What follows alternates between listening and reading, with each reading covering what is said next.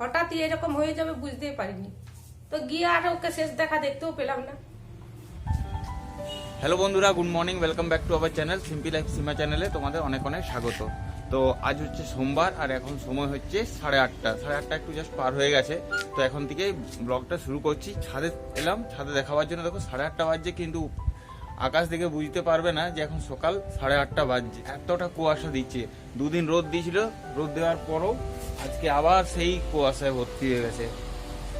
তো ঠান্ডাটাও প্রচুর দিচ্ছে, প্রচুর ঠান্ডা।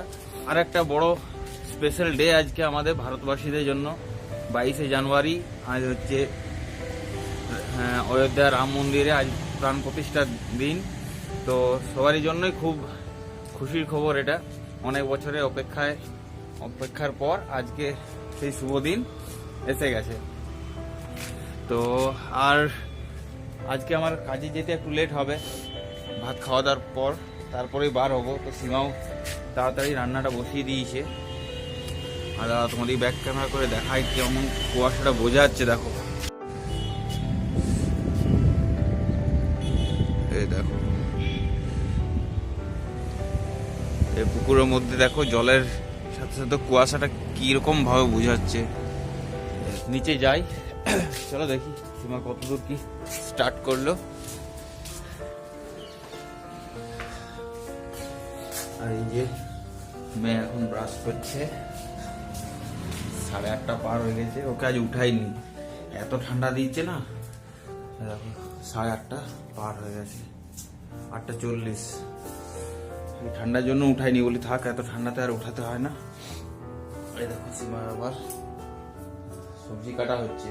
Good morning. শ্রেয়ার বাবার কাজে বেরোতে আজ দেরি হবে, তো বলে ভাত খাওয়া দাওয়া করে বেরোবো, পরে 11:30 কাছাকাছি এরকম সময় বেরোবে। তো ভাবলাম তাহলে ভাতটা রান্না করে দিই, ভাত খেয়ে দিয়ে বেরোবে। তো তার জন্য ডাল ভাতটা বসিয়ে দিয়েছি। আর এখন সবজি কাটছি, লাউ কেটেছি আর বেগুন কেটেছি। লাউ তরকারি আর বেগুন ভাজা। এখন মানে এইটুকু সময়ের মধ্যে যেটা হবে ফটাফট বানিয়ে দেবো। চলো, সবজিটা কাটাও হয়ে গেছে, দেখতে দেখতে সময় পার হয়ে যাচ্ছে। আর এদিকে ভাত বসানো ভাত হয়ে গেছে নাকি গো? না, একটু ফুটিয়ে বন্ধ করে রেখেছি, ডালটা এক সিদ্ধ হয়ে গেছে। বাহ, অনেক কাজ করে ফেলেছো। রান্নার অনেকটা এগিয়ে গেছে। হ্যাঁ, বাসি কাজ কিছু হয়নি এখনো। এই যেহেতু মেয়ে এখন উঠলো, তাই বিছানা যেমন কি তেমন পড়ে আছে। এগুলো পরে করবো, আগে রান্নাটা করে নিই। হ্যাঁ, তো এদিকে আমি লাউয়ের তরকারিটা কুকারে বানিয়ে নিলাম, আর ভাতটা তো 1 ফুট ফুটিয়ে রাখা আছে। আর এইদিকে ডালটাও হয়ে গেছে। এই যে ডালটা গোটা জিরা আর শুকনো লঙ্কা দিয়ে ফোড়নে দিয়েছি। আর এটা হচ্ছে কালকের সবজি, কালকের সবজিটা এখানে থাক। এদিকে সকাল সকাল টিভিতে আমাদের খবরের চ্যানেল লাগিয়ে দিয়েছে, রাম মন্দিরের খবর দেখা হচ্ছে। আজকে আর অন্য কিছু মন যাচ্ছে না, নেই আসি যেন। আর ভিতর থেকে আওয়াজটা বার হচ্ছে, জয় শ্রীরাম। ভিতরটা এতটাই আনন্দ লাগছে, বলে মানে কোথায় প্রকাশ করা যাবে না, সত্যি।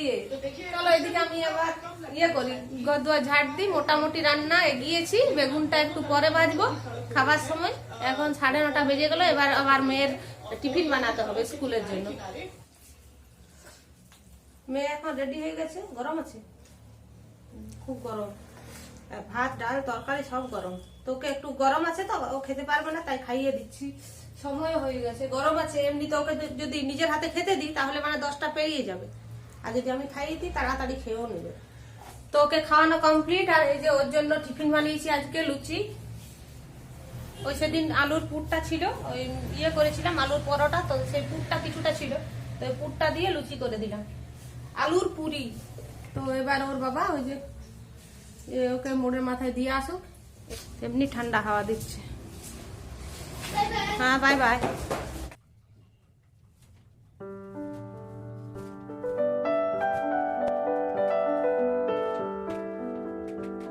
জানো তো, সংসার বড় কঠিন জিনিস। তোমার যতই মন খারাপ থাকুক, মনে কষ্ট হোক, কিন্তু তাও তোমাকে বাড়ির সমস্ত কাজ করতে হবে, রান্না বান্না করতে হবে। আজ গত 2 দিন ধরে মন মতলব কিন্তু একদমই ভালো নেই, খুবই খারাপ আছি। আজ গত 2 দিন হলো শনিবার, আমার খুবই একটা কাছের আত্মীয় সম্পর্কে হচ্ছে আমার ভাইয়ের একমাত্র শালী হঠাৎ স্ট্রোক হয়ে মারা গেল। একদম কম বয়সী মেয়ে। তোমরা হয়তো ওকে আমার ভিডিওতে দেখেছো আগে, ওই আমার বইয়ের যখন 5 মাসে যখন সাধারণ হচ্ছিল, তো সেই ভিডিওটাতে ও আছে। হঠাৎ স্ট্রোক হয়ে মারা গেল। কিছু হয়নি, মারা যাবার মতো সেরকম কিছুই হয়নি। কদিন আগে একটু জ্বর সর্দি হয়েছিল, তো জ্বরটা মানে ওষুধ খেয়েছিল, তো জ্বরটা ঠিক হয়ে গেছিল। কাশি ছিল, একটু একটু হালকা হালকা কাশি ছিল। তো গত শনিবারে সকালবেলায় হরলিক্স খেয়েছে, সকালে ঘুম থেকে উঠেছে, সেরকম মারা যাবার কোনো লক্ষণই ছিল না। হরলিক্স বিস্কুট খেয়েছে, তারপর ডাক্তার দেখাতে যাবে। মানে ওর বাবা বাড়ি থাকে না, মানে আমার ভাইয়ের শ্বশুর মশাই বাড়িতে থাকে না, বাইরে থাকেন। তো ওর পিসির ছেলেকে ডেকেছে, সামনে পিসির বাড়ি, তো যা ওকে নিয়ে একটু ডাক্তার দেখিয়ে নিয়ে আয়। ও দাদা এসে দাঁড়িয়ে আছে বাড়িতে, নিয়ে তারপর ও বললো আমি বাথরুম যাব, পটি যাব। তো পটিতে গেছে, ওর মা বললো এত ঠান্ডায় এরকম জামা প্যান্ট পরেই তুই পটিতে বসবি, আমি জামা প্যান্ট গুলো কেচে দেবো। ও বলছে না না না, আমি জামা প্যান্ট পরে বসবো না। তো ওইরকম বাথরুম থেকে এসেছে, আর হঠাৎ দাঁত লেগে গেছে, দাঁত লেগে আর মানে ফিট হয়ে গেছে। তো ওখানে ও না ওখানেই মারা গেছে। বাড়ির লোক কেউ বুঝতে পারেনি, জানো তো। তারপরে ভাবছে হয়তো এমনি অজ্ঞান হয়ে গেছে, সঙ্গে সঙ্গে হাসপাতাল নিয়ে গেছে। হাসপাতালে বলে দিয়েছি যে আর নেই, মারা গেছে। আর আমি সকাল থেকে শনিবারে ভিডিও বানাচ্ছি, তারপর 12টার সময় ফোন এসছে, মানে আমি শুনতে পেলাম আমার মায়ের কাছে যে এরকম সোনাকে ফোন করেছিলেন, তো বোনটার নাম ছিল রূপা, তো বলছে রূপাকে হাসপাতালে ভর্তি করেছে। আর বাড়ির লোককে কিন্তু ওরা কিছু বলেনি।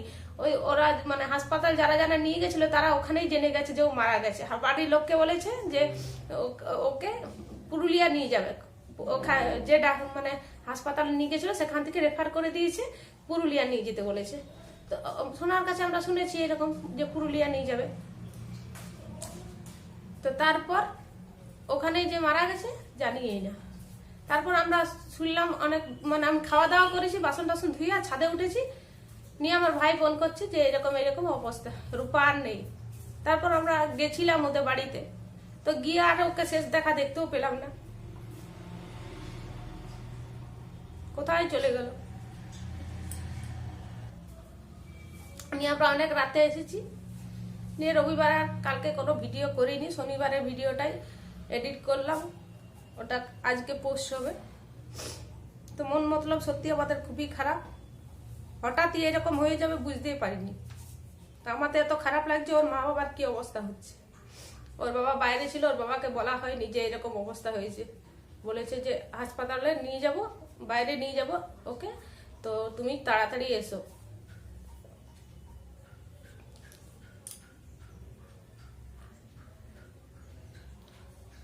মানুষের জীবনের কোনো দাম নেই। ও যে মারা যাবে সকাল থেকে ওরা বুঝতেই পারেনি। হ্যাঁ, বাথরুম থেকে এসেই যে ও এরকম অবস্থা হয়ে যাবে কেউ বুঝতে পারেনি। কিন্তু দেখো আমাদের সেই সংসার কেমন একটা জিনিস, সেই আমরা রান্না করছি, খাওয়া হচ্ছে, সবাই করছি, মনে পড়ছে সবসময়তেই মনে পড়ছে ওকে, ভিডিও বানাচ্ছি, এটাও একটা কাজের মধ্যেই পড়ে আমার, কিন্তু কিছু করার নেই। চলো।